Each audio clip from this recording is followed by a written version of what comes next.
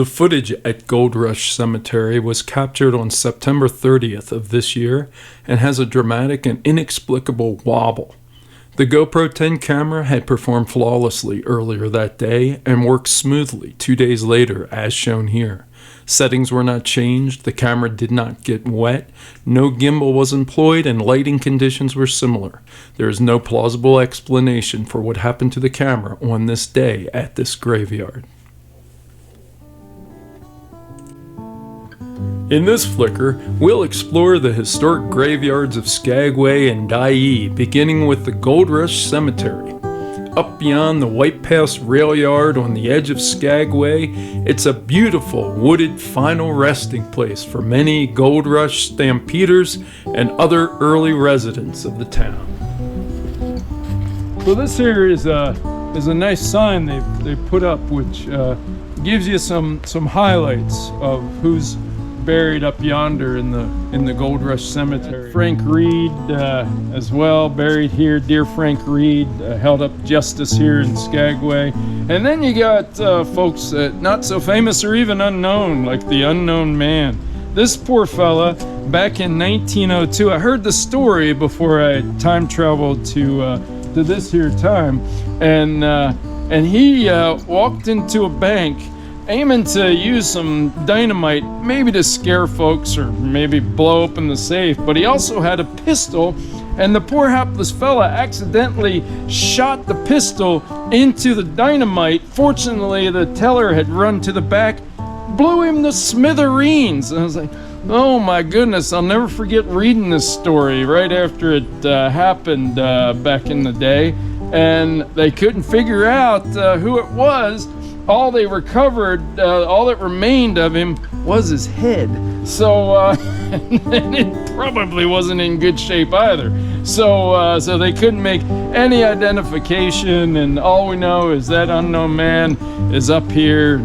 Guess he needed the money, but how sad that he had that unfortunate accident, for sure. And then you got some other folks that passed away and were from other times. Itchin, I met Itchin when he was a young man here in Skagway, but he ended up being a promoter of Skagway in no uncertain terms, and would drive around even down into the 48 and talk up Skagway as a place to come and visit. And so let's walk on up here to the Gold Rush Cemetery and look at some of these here gravestones in the site, and walk on all the way up to Frank Reid Falls, which is a beautiful site. It's worth a walk up, named after, of course, my old friend Frank Reid here. So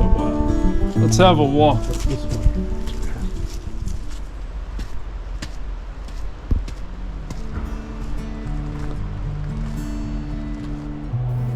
The names on some of the grave markers, especially those made of wood, are lost to the ages. John Baring was born in San Francisco in 1865.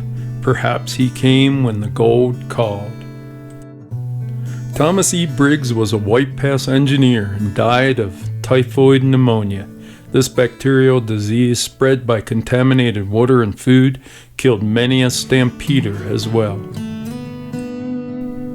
They passed at a young age, like William Gillette, born in '89 and a victim of the meningitis outbreak of 1898. Others were fortunate to live to a ripe old age, especially for the time, like John Herberger.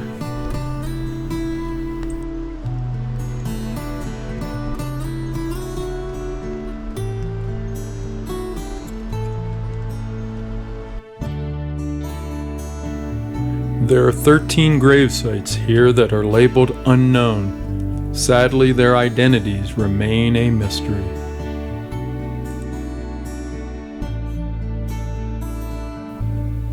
Duncan McFadden was from Cape Breton, Nova Scotia. H.E. Jennings came out to Skagway from Birmingham, New York. Both may have come here seeking gold, and both were victims of the 1898 meningitis outbreak.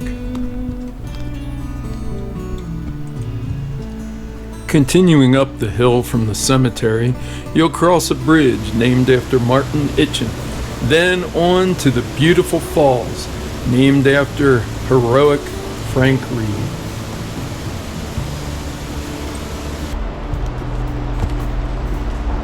So we're here in the Gold Rush Cemetery, and I know some folks buried here. We've been walking around having a look.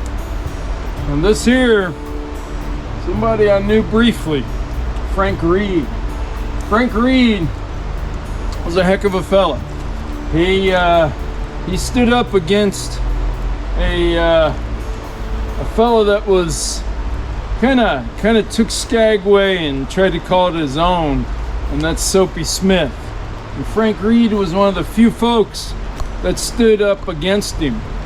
Frank lost his life, but he took Soapy Smith down. Soapy Smith's buried over yonder. We'll get over there in a moment. But I honor this fella because he was trying to hold up law and justice here in this town of Skagway. And I can tell you, in the Gold Rush years back in my time, it was a rough and woolly town in so many ways. And to be honest with you, Soapy Smith made it that way with his syndicate of fellas, as they say.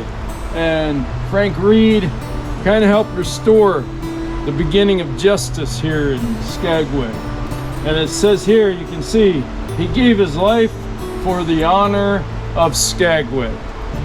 Cared about the town. 54 he was. Rest in peace, Frank.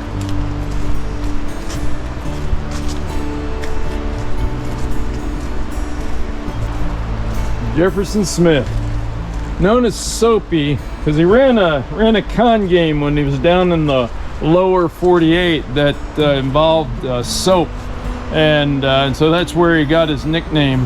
But he came up here, and so a fellow with his cunning, you could say, and wily ways, he was able to create a gang of boys and able to kind of create an organized crime group here in Skagway. And as I just said, Frank Reid went toe to toe with him. They shot it out. Both of them died from their wounds. But I think Soapy Smith here represents some of those fellas that just went took the wrong path. A lot of folks in my day, and I think it's the case today, have choices, and some follow the choice of right and justice and doing well for others. Others take another path. They're forced into it sometimes, and they go down a path where they're kind of taking advantage of folks and doing things that aren't the most upstanding to try to make their way in the world. And certainly Soapy Smith was one of those fellas that went down the wrong path. So this is a final resting place for a lot of folks here, and be respectful of these folks, young and old, that perished. Many of them back in my time, and as I said, some of them I knew.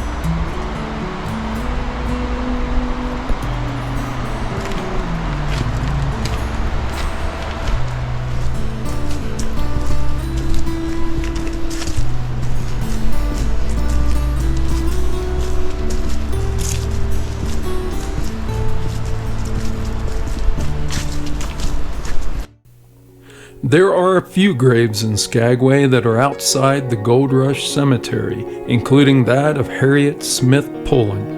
Arriving here in the fall of 1897 with other Klondike Gold Rush stampeders, Harriet quickly made a name for herself selling apple pies, which she parlayed into a freight hauling business using her own horses shipped up from Washington State.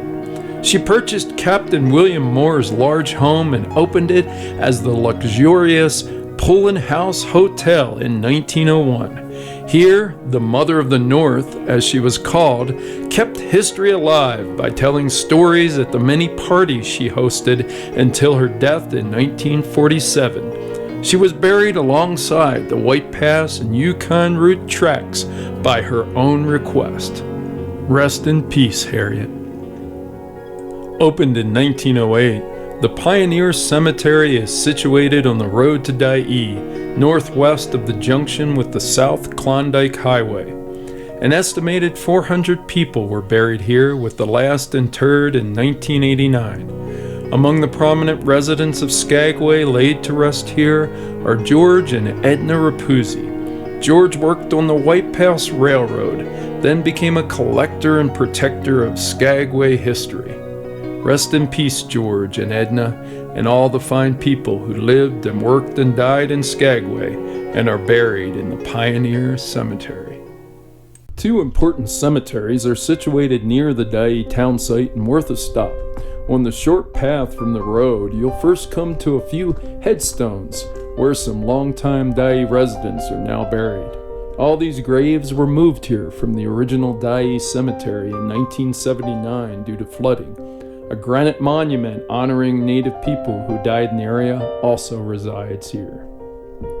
Continue along the path and you'll enter the Slide Cemetery, where 52 markers honor many of the men who died in the Palm Sunday avalanche of April 3, 1898. The deadliest event of the Klondike Gold Rush, 3 snowslides took the lives of 65 to 100 stampeders that day.